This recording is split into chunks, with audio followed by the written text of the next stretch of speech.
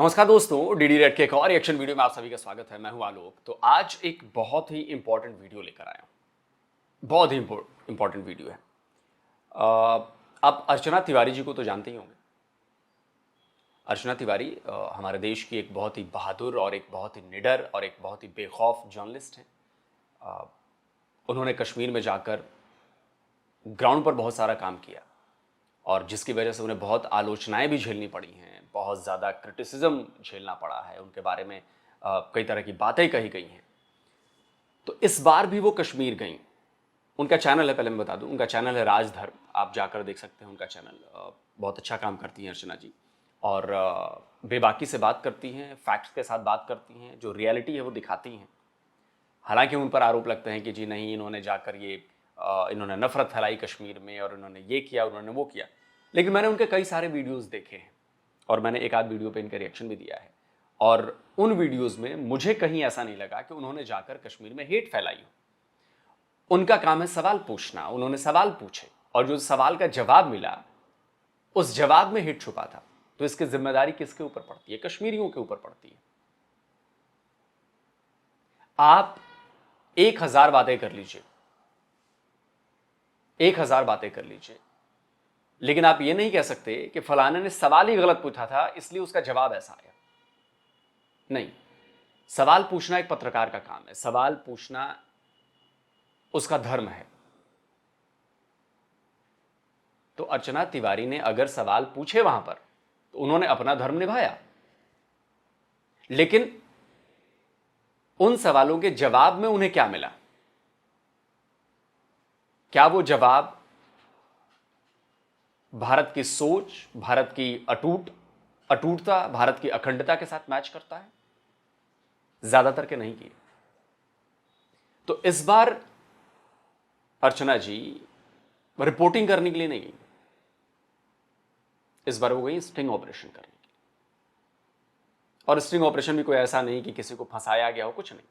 ये जो वीडियो मैं आपको दिखाने जा रहा हूं, ये वीडियो एक कैब में बैठी है, शायद होटल जा रही होंगी या एयरपोर्ट से होटल जा रही होंगी, जहां से भी कैब में बैठी है और उस कैब ड्राइवर से बातचीत है। और उस बातचीत में जो चीजें सामने आई हैं, उसके बाद फिर से कश्मीर में बवाल मचा हुआ है कि जी कश्मीरी, बहुत सारे कश्मीर के लोग कह रहे हैं कि जी ये फिर से हेट फैलाने आ गई हैं, ये हेट मॉन्गर हैं। और ये भाई मेरा बेसिक सवाल है, बेसिक सवाल है, जवाब तो कश्मीरियों ने दिया। अर्चना जी ने अगर गलत सवाल पूछा भी तो उसका सही जवाब देते कश्मीरी। ये भी तो है। देखिए, मैं ये नहीं कहता कि 100 के 100 कश्मीरी जो हैं वो ऐसे ही हैं, लेकिन अगर कश्मीरियों की तादाद ज्यादा है ऐसे मामलों में तो फिर इस पर बात करनी पड़ेगी। हम इसको सब अच्छा अच्छा कह के छुपाना ये सॉल्यूशन नहीं है। अगर हम में कमी है तो उस कमी को दिखाना पड़ेगा, उस पर बात करनी पड़ेगी, तभी सॉल्यूशन मिलेगा। यह नहीं हो सकता कि हम सेलेक्टिव अप्रोच रखें कि नहीं, कश्मीर के बारे में सब कुछ अच्छा ही दिखाना है, कश्मीरियों के बारे में सब कुछ अच्छा ही दिखाना है। छोड़ो कश्मीरी, अगर बिहार में ऐसी चीजें होती हैं तो वहां भी ये दिखाया जाएगा, वहां पर भी ये सवाल पूछे जाएंगे। तमिलनाडु में अगर ऐसी चीजें होती हैं तो वहां भी दिखाया जाएगा, वहां पर भी ऐसे सवाल पूछे जाएंगे। तो इसमें मुझे नहीं लगता कि कोई हेट फैलाने वाली बात है। चलिए इस वीडियो में देखते हैं। कश्मीरी ड्राइवर ने कैमरे पर उगला सच, sting operation inside Kashmir Pahalgam. ठीक है, ये देखते हैं इनका वीडियो। जब से पहलगाम घटना घटी है 22 अप्रैल, उसके बाद काफी सारे जर्नलिस्ट घाटी में जाकर के घाटी की लोगों के बीच में जो बातचीत है वो सब हमारे बीच में ला रहे हैं, वहाँ की रिपोर्टिंग्स हम सबके बीच ला रहे हैं। लेकिन मेरे मन में कुछ ऐसे सवाल थे जिनका आंसर ढूंढना जरूरी था, इसलिए इस बार मैं कश्मीर गई। वहाँ पर जाके मैंने रिपोर्टिंग नहीं की, मैंने वहाँ पर जाके as a normal citizen, as an tourist मैंने वहाँ पर जाके घूमा, लोगों से मैंने बातचीत की और आप हैरान हो जाएंगे इस बातचीत को सुन करके। ये मैं आपको दावे के साथ कह रही हूँ। इस वीडियो के अंदर मैं आपको बताऊंगी कि आखिर इस बार मैंने कश्मीर के अंदर रिपोर्टिंग क्यों नहीं की। इस वीडियो के अंदर मैं आपको बताऊंगी कि हमारे देश में क्यों ज़रूरी है अमेरिका का वो पैट्रियट एक्ट, जिसकी बात मैंने अपने पहले वीडियो के अंदर की थी। इस वीडियो के अंदर कुछ ऐसी बातें हैं जिनको आप देख करके हैरान रह जाएंगे। क्या सच में किसी भारतीय नागरिक की ऐसी सोच हो सकती है क्या? क्योंकि मैं तो उस वक्त हो गई थी जब मैं उस कैब ड्राइवर से बात कर रही थी। तब उधर से इतना फील हो रहा है कश्मीर को, वहां पे शादी हो रही थी लड़की, 4 दिन रह गए थे, उनका पूरा घर उनका भी ध्यान न कोई रिलेशन न कुछ उनके साथ पड़ोसी। 6 दिन हुए थे। अब देखिए, कई लोग कह सकते हैं कि ये फैब्रिकेटेड वीडियो हो सकता है, ये कश्मीर में नहीं बनाया गया है। तो अब देखिए, गाड़ी जहां पर रुकी है वहां पर बाहर एक दुकान का बोर्ड दिख रहा है। बोर्ड देख रहे हैं आप? उस बोर्ड से आपको पता चल जाएगा कि ये वीडियो कश्मीर में ही बना है।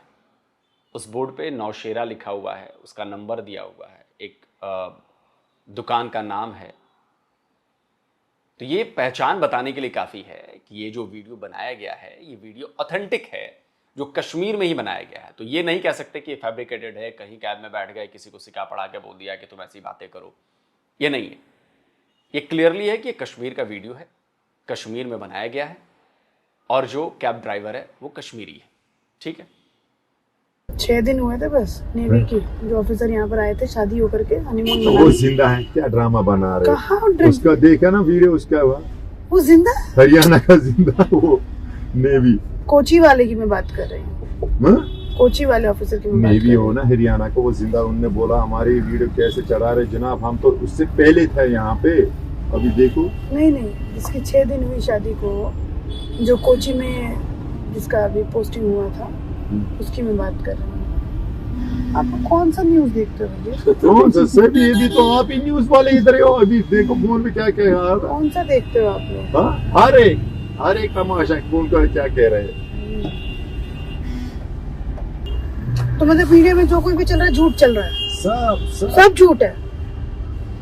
यही कमी है, पता है? अपनी पेट के लिए सब एक कोई ना कोई चूना मार रहा मतलब है। जो वो जो विधवा, जैसे जो आप बच्चा पूरे जो किले कह रहा तुम्हारी है, आ रहे हो ना घूम के, वैसे मैं भी घूमता हूँ, ये गाड़ी पूरी नहीं आ रही पूरा। नहीं मतलब मैं ये पूछना चाहती हूँ आपसे कि जैसे जो बच्चा बोल रहा है कि मेरे पापा से पूछा कि हिंदू है मुस्लिम है, वो झूठ बोल रहा है। वो झूठ बोल रहा है। 10 किलोमीटर से उसने फायर किए, तो पहले वो पूछेगा आपको, उसको फिर लोग वहाँ पे मतलब छोटा बच्चा झूठ बोल रहा है, विधवा औरत झूठ बोल रही है, मतलब उसके पिता की लाश पड़ी है सामने, वो झूठ बोल रहा है। ये सारा ये जो सियासत में सब झूठ।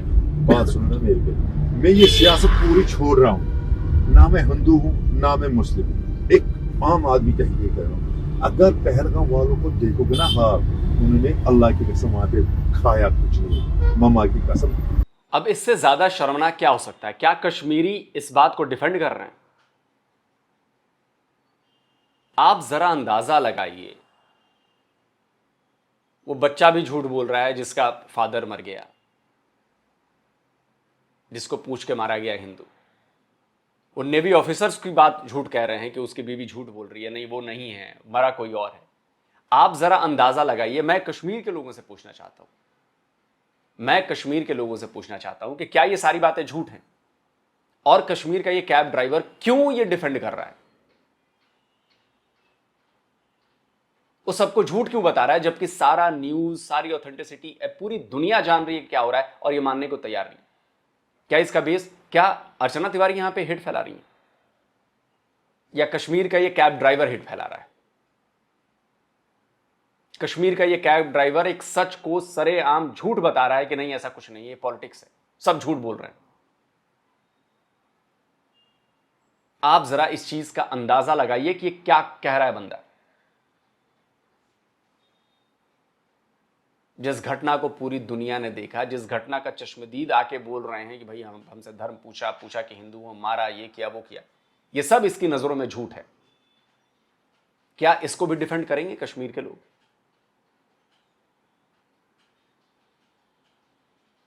ये तो बेहद ही शर्मनाक चीज है ना।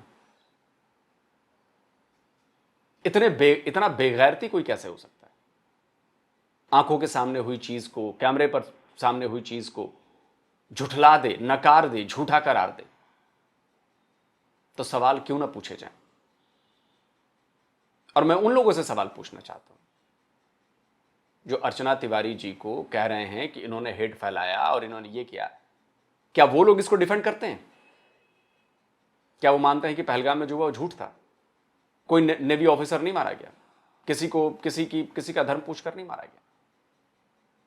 फिर तो ये एक तरफा बात हो गई ना, और जब एक तरफा बात होगी तो फिर तो बात होगी, करनी पड़ेगी। ऐसा नहीं हो सकता, आप सच्चाई से मुंह नहीं मोड़ सकते। आप सच को झूठ बताकर अपने आप को सही साबित नहीं कर सकते। और ये कैब ड्राइवर कम से कम यही करने की कोशिश कर रहा है। मम्मा की कसम 2-3 दिन से मैं खाया नहीं।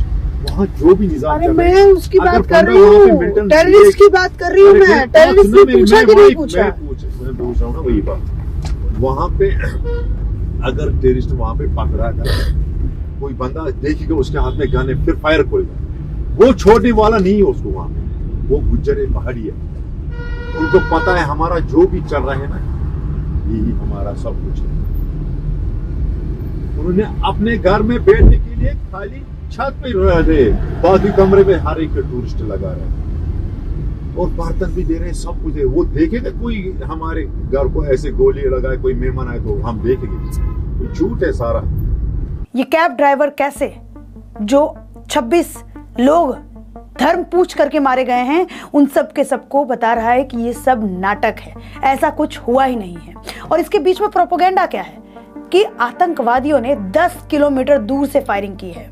फर्ज कीजिए अगर आप कश्मीर, इस घटना के 10-20 साल के बाद कश्मीर घूमने जाते हैं और आप अगर कहीं भूले भटके इस घटना का जिक्र कर देते हैं, तो वहां के लोग आपको इस तरीके से ही माइंड वॉश करेंगे, कहेंगे जी आतंकवादियों ने तो 10 किलोमीटर दूर से फायरिंग की थी। फिर उनके पास ऐसा वक्त कहां मिला कि उन लोगों ने लोगों से धर्म पूछा। तो ये प्रोपेगेंडा अभी से कश्मीर के अंदर फैलना शुरू हो गया है। दूसरे वीडियो में आप देखेंगे तो आपको दिखाई देगा कि कैसे ये कैब ड्राइवर कह रहा है कि आज अगर यहाँ पर काम खत्म हो जाएगा तो मैं भी हथियार उठा लूंगा। और ये बोलते हुए एक हंसी भी साथ में कर रहा है और ये बोलते हुए ये मुस्कुरा भी रहा है। यहाँ पे काम नहीं रहा ना, मैं भी काम, आप भी गन उठा लोगे? उस टाइम मैं आपको व्हाट्सएप पे देखूंगा ना, यहाँ नहीं आना यहाँ नहीं आना। सबसे पहले मैं यहाँ पे आपका इस्तेकबाल करूंगा, आप आए यहाँ पे। सबसे पहले मेरे को उड़ाओगे ना, वेलकम करो ना। उस टाइम मेरे से लोग कुछ इंट्रो डर के मारे अब जम्मू से नहीं आओगे।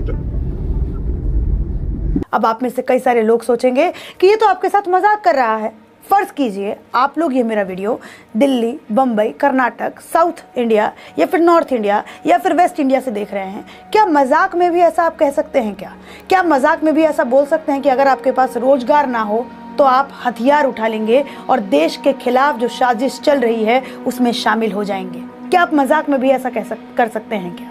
और अगर आप ऐसा मजाक में भी कह रहे हैं तो आप देश के लिए एक गद्दार नागरिक हैं। जो मार रहा है किसी को, उसको पता नहीं। 100% नहीं। क्या गद्दार नागरिक नहीं? उसकी बात नहीं कर रहा। क्या बिहार में मेरे स्टेट में बेरोजगारी नहीं है? बहुत ज्यादा बेरोजगारी है, बहुत ज्यादा बेरोजगार हैं, पढ़े लिखे लोग हैं, अनपढ़ लोग भी हैं, बहुत ज्यादा बेरोजगारी। कितने लोगों ने वहां पर हथियार उठा लिया और आतंकवादी बन गए? कितने लोगों ने? और मैं बिल्कुल मजाक नहीं समझ रहा जो कैब ड्राइवर ने बोला है, जो कश्मीरी कैब ड्राइवर ने जो बात बोली है, मैं उसको बिल्कुल मजाक नहीं कर रहा। मैं मजाक में भी ऐसी बातें नहीं कर सकता। मैं मजाक में भी, या हमारे जो यूपी के लोग हैं, जो बाकी रेस्ट ऑफ इंडिया के लोग हैं, बिहार के लोग हैं, चाहे वो तमिलनाडु का हो, केरल का हो, मलयालम, वो कर्नाटका का हो, गुजरात का हो, इधर नॉर्थ ईस्ट के हमारे लोग हैं, क्या वहां पे बेरोजगारी नहीं है? क्या अरुणाचल में बेरोजगारी नहीं है? क्या मणिपुर में बेरोजगारी नहीं है? क्या त्रिपुरा में बेरोजगारी नहीं है? क्या मेघालय में बेरोजगारी नहीं है? क्या गुजरात में बेरोजगारी नहीं है? क्या तमिलनाडु में नहीं है? आंध्रा में नहीं है? कर्नाटक में नहीं है? केरल में नहीं है? हिमाचल में नहीं है? पंजाब में नहीं है? कहां नहीं है बेरोजगारी? तो इसका मतलब यह हुआ कि सारे लोग हथियार उठा ले? नहीं उठा सकते, क्योंकि यह गलत है। और मैं तो कहता हूं कि फिर तो ये तो ब्लैकमेलिंग हुई कश्मीरियों की। ये तो ब्लैकमेलिंग हुई कि हमें खिलाते रहो, हमें पैसा देते रहो, अगर नहीं दोगे तो हम हथियार उठा लेंगे। भले ही हम आपके बंदों को मारें, हम धर्म पूछकर मारें, हम कुछ भी करें, लेकिन हमें पैसा आना चाहिए, हमें रोजगार आना चाहिए, हमें हमारा बजट आना चाहिए। ये तो ब्लैकमेलिंग है। आप स्टेट को ब्लैकमेल कर रहे हो, मतलब हमारे देश को ब्लैकमेल कर रहे हो आप। हमारे टैक्स के पैसे जाते हैं ना वहां पे, तमिलनाडु के से टैक्स मिलता है, उसके पैसे जाते हैं। पूरा इंडिया, बिहार, यूपी, जितने राज्य हैं हमारे, उन सबसे टैक्स मिलता है। आपका कितना 12,000 13,000 करोड़ का रेवेन्यू है आपका, जम्मू कश्मीर का। और $14 बिलियन आपको दिए जाते हैं, उससे कहीं ज्यादा बड़ी रकम दी जाती है। कहां से आती है? ये हम सबका पैसा है। आप हमारा पैसा यूज कर रहे हो, हमारे पैसे से आपका इंफ्रा बन रहा है, हमारे पैसे और हमारे बंदों को मार रहे हो, और उसका भी कहते हो कि आप पैसे नहीं दोगे, रोजगार नहीं दोगे, ये नहीं होगा तो मैं हथियार उठा लूंगा।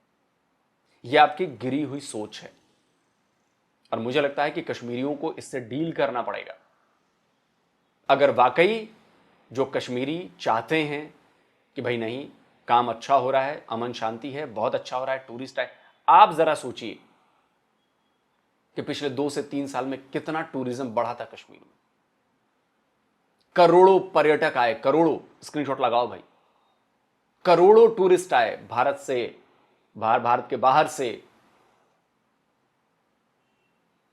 क्योंकि वो हमारा राज्य है और हम चाहते थे कि हम अपने राज्य में जाकर वहां के लोगों की मदद कर सके, उनकी कमाई को बढ़ा सके, जिससे अपने बाल बच्चों को पढ़ाए। अगर ये सोच रहेगी, आप जरा इमेजिन कीजिए, ये सोच रहेगी तो क्या है इस सोच को, क्या इसको गद्दारी ना कहा जाए तो क्या कहा जाए?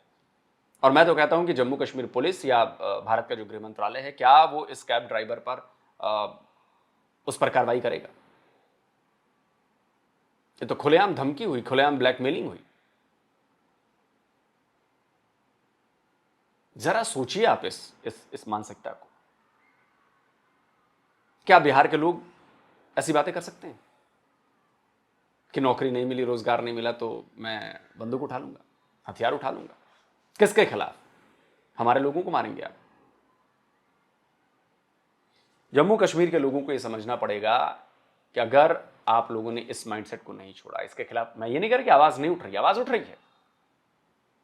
अगर हम पिछले 10-12 साल में देखें तो जम्मू कश्मीर का माहौल बदला है। जम्मू कश्मीर में, जहां मैं कहता हूं पहले 10 बंदे भारत का साथ देते थे, आज उनकी तादाद बहुत ज्यादा है। लेकिन यह सोच गलत है, यह सोच गलत है। हमने बी बॉयज के वीडियो में भी देखा, लोगों की सोच हमने वहां भी देखी।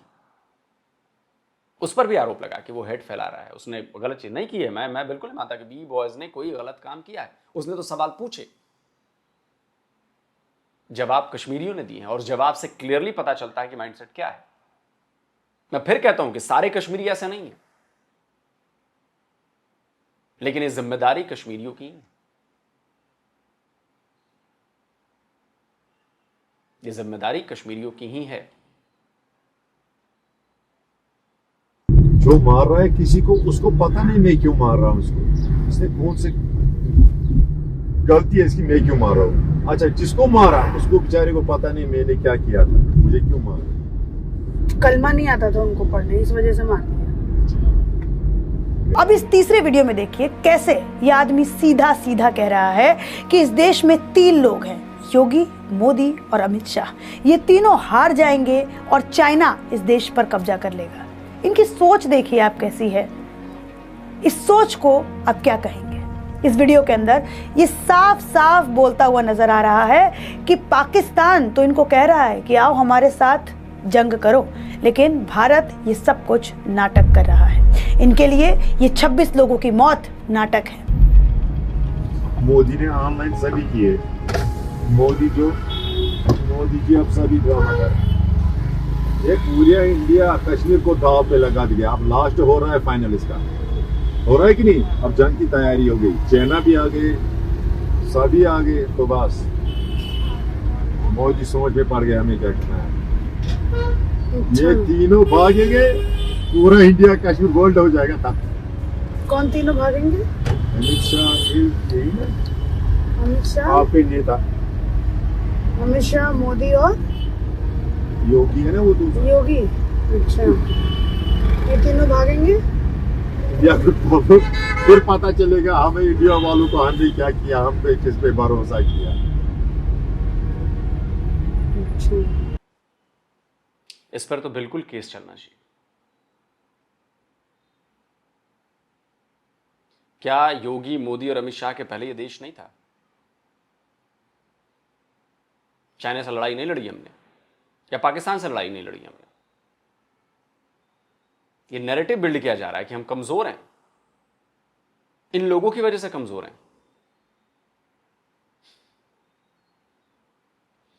काफ़ी सारी गलतफहमियां दूर होंगी। देखिए, देश ना अमित शाह हैं, ना मोदी हैं, ना योगी हैं, ना राहुल गांधी है, ना कोई नहीं है। देश ये हम भारतीयों का है। आज बीजेपी है, कल कांग्रेस होगी सत्ता पे, परसों फिर बीजेपी आ जाएगी। उसके पहले भी 50-60 साल कांग्रेस ने राज किया। लड़ाइयां तो तब भी हुई हैं। क्या देश चला गया? नहीं गया ना, क्योंकि इस देश के लोग हैं और वो जानते हैं, चाहे वो नॉर्थ ईस्ट में हो, चाहे वो वेस्ट में हो, चाहे वो नॉर्थ में हो, चाहे वो साउथ में हो, भारत का हर कोना जब जरूरत पड़ती है, जब जंग लगेगी ना, तो भारत का हर कोना एक हो जाता है। तो जम्मू कश्मीर के लोगों को भी साबित करना पड़ेगा कि वो एक हैं।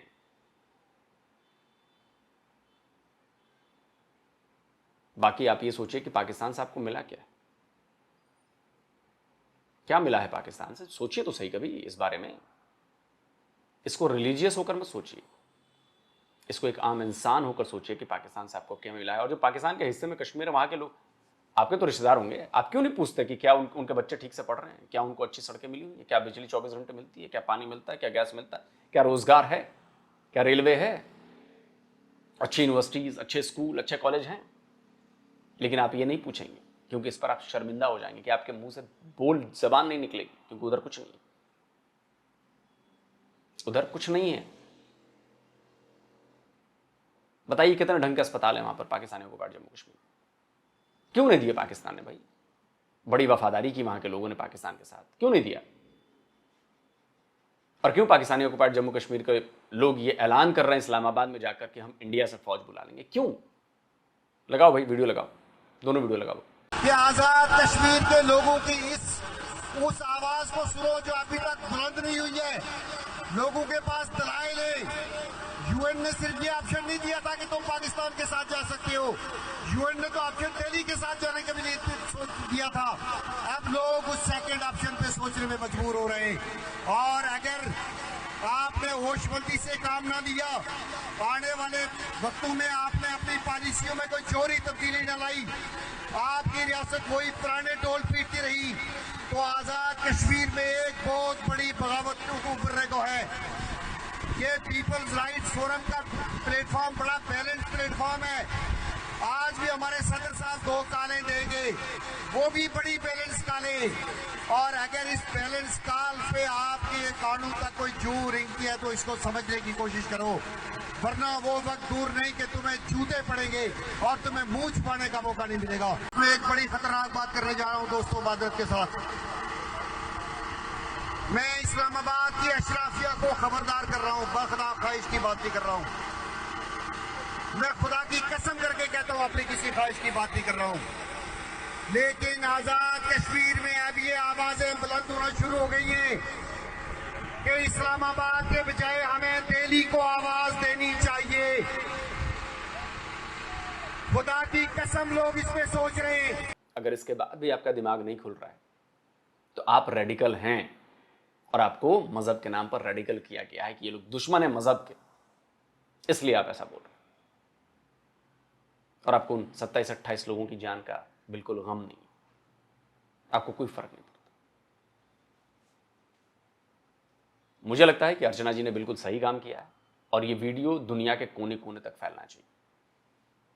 देखिए, जहां पर गलती है उस पर बात करनी पड़ेगी, चाहे अपना नुकसान हो रहा है, फायदा हो रहा है, उससे कोई मतलब नहीं। गलती पर बात करनी पड़ेगी, एहसास दिलाना पड़ेगा कि नहीं आप गलत हो, और कैब ड्राइवर, यहाँ पे कश्मीरी कैब ड्राइवर गलत है। और अगर इस जैसे सोच रखने वाले और भी कश्मीर में लोग हैं जो कि होंगे, वो भी गलत हैं, उनको इस बात का एहसास होना चाहिए कि आप लोग गलत कर रहे हो। और ये काम उन कश्मीरियों के ऊपर है जो भारत के साथ रहना चाहते हैं, जो जानते हैं कि भारत उनके लिए क्या है, भारत उनके लिए क्या अहमियत रखता है, और क्यों वो भारत को अपना देश कहते हैं। ये जिम्मेदारी आप पर है, इन जैसे कश्मीर के कैब ड्राइवर और बाकी लोगों को समझाने की, उनको सही राह पर लाने की, उनको सही बात बताने की, उनको प्रोपेगेंडा नहीं करने की। क्योंकि भाई आप ही में से लोगों में से ये प्रोपेगेंडा जा रहा है ना, चाइना कब्जा कर लेगा, सब कुछ झूठ है, सरकार ने कराया है। वो व्यूअर्स के वीडियोस में देखा कि सरकार की साजिश है। आप सोचिए जरा, ऐसे तो भविष्य बड़ा खतरे में है, यकीन मानिए। दोस्तों, आप क्या कहते हैं? कमेंट करके आए। पूरा वीडियो नहीं कर पाया, इतना ही काफी है। इतना ही काफ़ी है बताने के लिए कि सच क्या है नहीं। बाकी तरह तरह की बातें होती रहेंगी इस पर। कमेंट करके आप अपनी राय दीजिए। जल्दी मिलता हूँ एक और नई वीडियो के साथ। नमस्कार, जय हिंद। तो अगर आप चाहते हैं मुझसे बात करना, मुझसे कोई सवाल पूछना, तो फैन कॉल पर आप मुझसे कनेक्ट हो सकते हैं। फैन कॉल में ये सुविधा है कि आप अपने हिसाब से वहां पर जाकर टाइम स्लॉट बुक कर सकते हैं कि आपको फलाने दिन मुझसे बात करनी है, फलाने टाइम पे मुझसे बात करनी है। लेकिन ये भी बता दूं कि ये पेड सर्विस है,